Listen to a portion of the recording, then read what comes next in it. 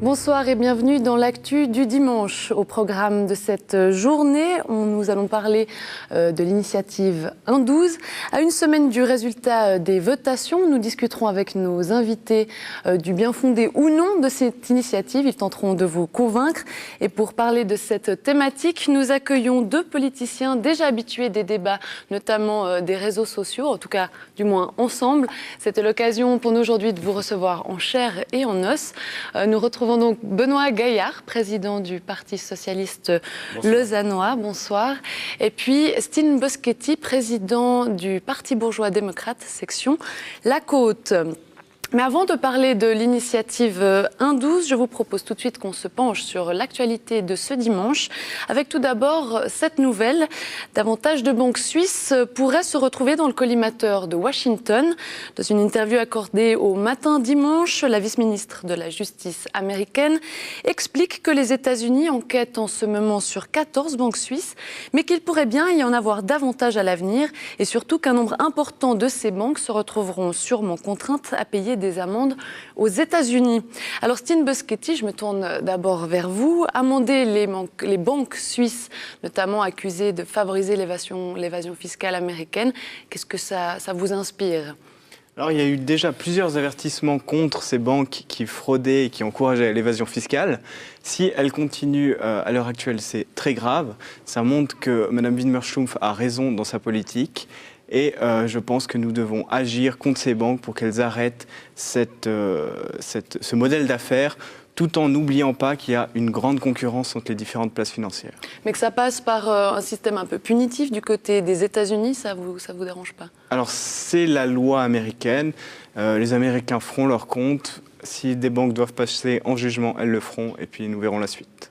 Benoît Gaillard, une réaction sur ce sujet ? Non, j'ai lu cette interview aujourd'hui, je trouve qu'on n'y apprend pas énormément de choses nouvelles. Moi, ce que je trouve navrant, c'est qu'on n'ait pas d'assurance dans un certain nombre de cas que tout le monde ne se plie pas aux mêmes règles. C'est évidemment gênant. D'ailleurs, elle élude assez bien la question sur le Delaware, qui est aussi une sorte de petit paradis à l'intérieur même des États-Unis.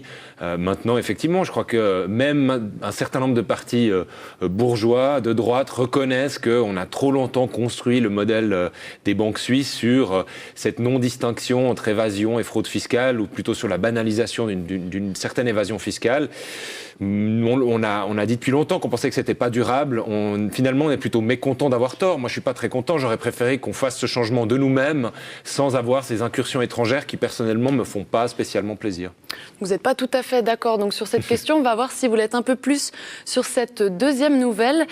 43 parlementaires fédéraux demandent au Conseil fédéral d'examiner la possibilité d'interdire la prostitution en Suisse. Cette nouvelle est révélée par le Matin dimanche... pas par le Matin dimanche, dans la Schweiz am Sonntag. Et surtout, ça s'est passé en fait suite à une affaire de policiers zurichois soupçonnés d'avoir été corrompus par le milieu de la prostitution. Et parmi les 43 politiciens engagés pour interdire la prostitution, on retrouve par exemple Maria Bernasconi du Parti socialiste ou encore Martin Landolt, président du PBD. Stine Boschetti, est-ce que vous êtes du même avis que votre président de parti ? Vous le soutenez dans cette démarche ? Alors, je ne sais pas trop. Pour moi, on doit se poser deux questions. C'est est-ce que interdire la prostitution est faisable ? Et est-ce que ça serait bénéfique pour les personnes qui se prostituent ? Aux deux questions, j'ai des forts doutes. Vous n'êtes pas encore... qu'est-ce qui va vous faire pencher d'un côté ou de l'autre ? Voir quelles sont les solutions proposées par le Conseil fédéral si cette initiative aboutit. Et ensuite, on tirera les conclusion sur la faisabilité. Je ne suis pas sûr que pousser des personnes à faire de la prostitution au noir soit bénéfique pour ces personnes-là. Benoît Gaillard ? Bon, ce qui m'intéresse, c'est effectivement d'améliorer le sort des gens qui subissent la prostitution. Je pense que dans un certain nombre de cas, ça peut être un choix, ça peut être une décision. Je crois que malheureusement, les cas les pires qui peuvent satisfaire personne, c'est ceux où la prostitution est le fait de réseaux, où il y a de la traite d'êtres humains. Ça me paraît personnellement un sujet peut-être encore plus prioritaire que l'abolition ou la prohibition sur lesquels, moi, j'ai pas forcément non plus de position arrêtée. protéger. En revanche, je pense que là, on manque crucialement de moyens au niveau fédéral. Je pense qu'on a besoin d'une police fédérale qui soit plus active que ce qu'elle est maintenant. J'ai l'impression, sans être un spécialiste de la question, qu'on a tendance encore en Suisse à considérer qu'on peut, avec des polices communales, cantonales, attaquer des phénomènes qui en fait sont internationaux.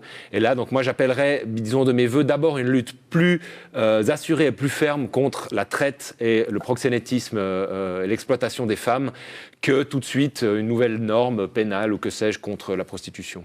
Merci messieurs pour ces réactions à ces deux news de ce dimanche de la journée.